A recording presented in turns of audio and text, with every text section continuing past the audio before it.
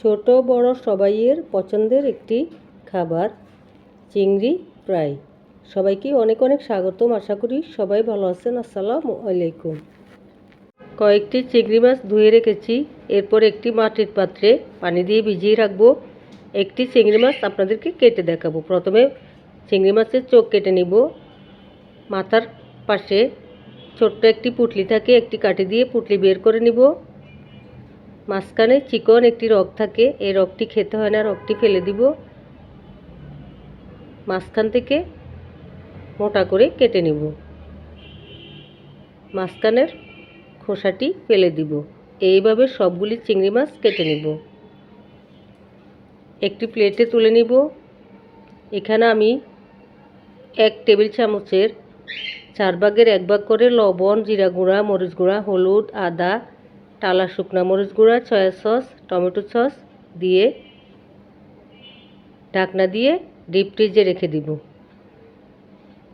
Deep fridge থেকে বের করে কিছুক্ষণ রেখে দিয়েছি। এরপর একটি প্লেটে ঢেলে 1.5 টেবিল চামচ কর্নফ্লাওয়ার দিয়ে দিব। 1/2 টেবিল চামচ ময়দা দিয়ে ভালো করে হাত দিয়ে মিক্স করে নিব।